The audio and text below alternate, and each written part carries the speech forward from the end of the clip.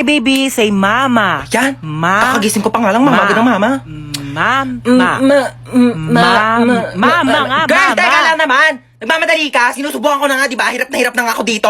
Kakairi mo pa nga lang sa akin kanina sa ospital. Gusto mo magsalita agad ako ng mama? Nagmamadali ka. Kakaloka to na pag... Huwag ka na umiyak. Shh, tama na. Huwag ka na umiyak. Shh, huwag ka na umiyak, sabi. Kulit mo. Girl, sanggol ako, di ba? Ano ba dapat gawin ko? Di ba umiyak? Ano ba yung pinanganak mo dito, aso? Gusto mo tumahol ako? Waf, waf, waf! Dami mong arte sa buhay. O sige, ikaw umiyak dito. Ako iire. Ang cute naman ng baby. Aray! Eh, ang cute. Aray, kasi masakit nga, di ba? Kuritin ko yung itlog mo eh. Sakit. Pa, yan ang boring naman ang tugtog nyo. Yung TikTok, yung trending yun sa TikTok. Ayan.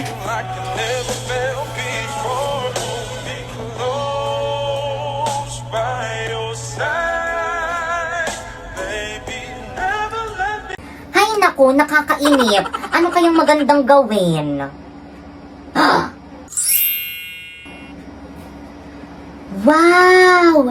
Ang ganda ng mga bra ni ate. Sakto, walang tao. Sukatin ko nga. Popoy! Ay, impacta. At bakit suot-suot mo yung bra ko? Anong sinusuot? Di ko sinusuot yan.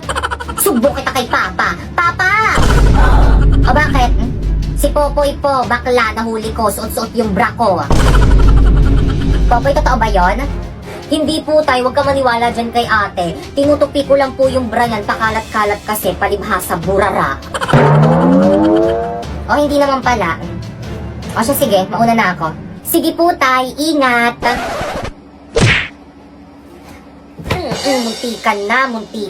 Muntikan na akong mamatay. Uy, sa'yo na yung bra mo, kala mo may dede ka. Popoy, ano yan? Biskwit po, kuya. Pingi, ah. Ayaw, bili sa akin to ni mama eh. Lo, onti lang eh. Ayoko nga, kulang pa nga sa akin to eh.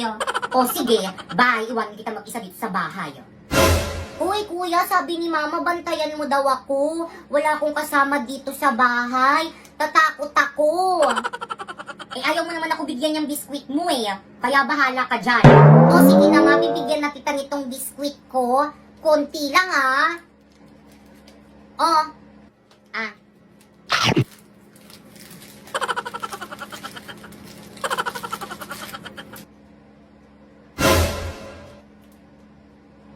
Thank you. Wallet ko. Hala, ba't umiiyak si Pupoy? Pupoy, ano nangyari sa'yo? Hala, Popoy, ba't ka umiiyak? Yung wallet ko kasi nawawala. Hala, kawawa ka naman. Sino kaya yung magnanakaw? Hala, sabihin natin yan kay Ma'am. Ma'am! Ay, kalabaw. Bakit? Nawawala daw po yung wallet ni Popoy. Uy, Ano? grabe, may magnanakaw dito sa may classroom. Student, ilabas nyo na yung wallet. Kung hindi, ipapa-guidance ko kayong lahat. Uy, ilabas nyo na Hoy, sino ba kasi Ano ba yan? nagnakaw Sino nun? ba Ilabas nyo nagnanakaw na. yung... Kakapag-guidance ko pa nga lang, mag-guidance ulit. B, ang hula kong magnanakaw dito si Rodolfo. Alam mo kung bakit? Di ba siya lang naman yung magnanakaw dito sa may classroom?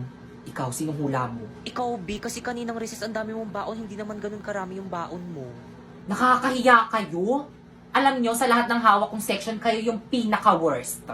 Popoy, o, inom ka muna ng tubig, o. Thank you, babe. Di na kayo naawa sa kaklase nyo? Popoy, magkano ba yung laman ng wallet mo? 5 piso po. OMG, ang ganda-ganda talaga nitong damit ko. Bagay na bagay sa akin. Hala, buti pa siya may bagong damit. Ipagyayabang niya na naman yan sa akin. Makaalis na nga. Huy, Bakekang! Nandyan ka pala. Saan ka pupunta? Uuwi na. Bakekang, nakikita mo ba tong damit ko? Natural, may mata ko eh. Ang ganda ng damit ko no. Pang mayaman. Bili ng mama ko. Galing ibang bansa. Inggit ka, bili ka.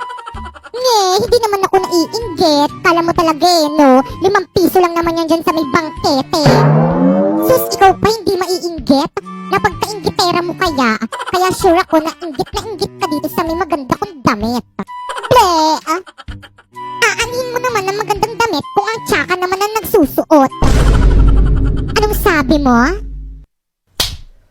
Popoy, anong trabaho ng mama mo? Ano, labandera, ganon. Ay, katulong lang pala yung mama mo? Kawawa ka naman, poor. Ano naman sa'yo, anong trabaho ng mama mo? Utangera? Ano naman din kung utangera lang yung trabaho ng mama ko? At least, hindi na niya kailangan mapagod. Di tulad sa mama mo, ang hagad-hagad na ng mukha kakatrabaho. Wow, yung mama mo nga, ang dami ng crinkles sa mukha kakautang niya. Anong sabi mo? Hoy, Bakekang, nakikipag-away ka na naman. Umuwi ka na nga. Mama, inaaway ako ni Popoy. Sabi niya ang pangit mo daw.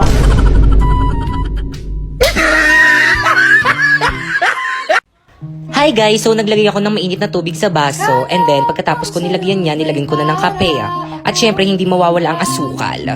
At syempre pagkatapos nun, tikman mo na, don't be shy. At pagkatapos ko naman magkape, maliligo na ako kasi aalis ako, pupunta ako sa church. So guys, tapos na ako maligo, so kailangan magsuklay tayo para kunwari fresh. And then pagkatapos, chinat ko yung mga kasama ko sa may church kung may tao na ba dun sa may church kasi baka mamaya pumunta ako dun, wala naman palang tao. Hinanda ko na yung bag ko, dyan ko ilalagay yung mga gamit. At dahil pupunta tayong simbahan, kailangan may notebook ka para may notes ka. At syempre, ballpen rin para may pangsulat ka, Bia. At syempre, ang pinaka-importante sa lahat, ang Bible. Tagalog ang pinili ko kasi hindi ko maintindihan yung English version. At pagkatapos, umalis na ako at nag-face mask ako para always safe. And then, nandito na tayo. Di ba ang bilis? Teden! O, di ba ang konti pa lang namin. So guys, nag-Bible study muna kami para para marami kaming alam na words of God at may share namin sa iba. At pagkatapos na, nag-practice na yung mga youth para sa praise and worship. And hanggang dito na lang muna yung vlog ko. God bless! Hi guys! So, yun kakagising ko lang and tumawag na sa ate ko yung doktor dun sa may hospital, dun sa may pinag-swab testan ko nung sinugod ako sa may hospital dahil nilalagnat ako. And yon, positive ako sa COVID-19! Okay lang, di naman masakit. Konting sakit lang naman. So yun, nung sinabi sa akin ni ate na nag-positive daw ako sa may NCOV-19, natakot ako kasi ayun yung kinakatakutang sakit ngayon eh. Tapos dumapo sa akin, nandito lang naman ako sa may bahay, nagtitiktok.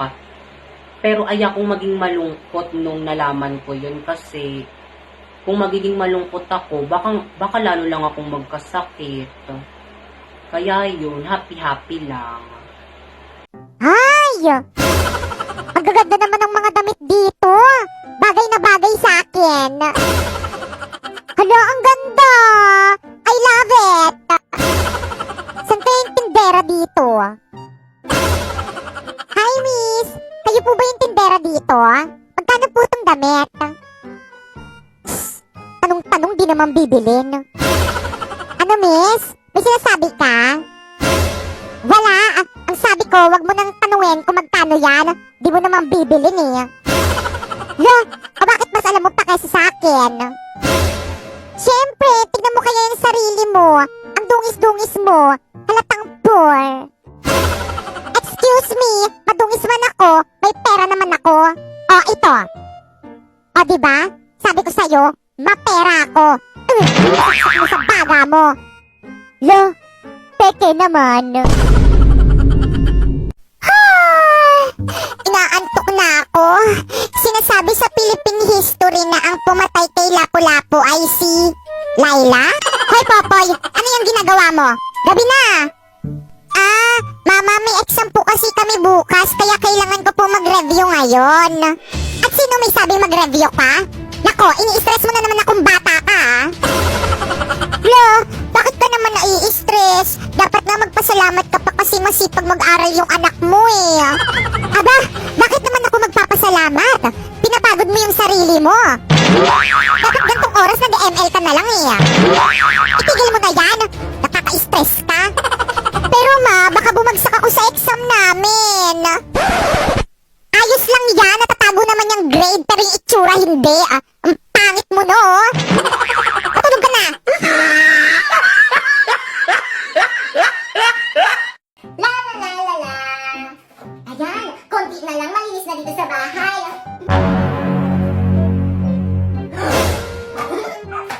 Popoy. Ano naman yung ginagawa mo? Naglilinis po, ma.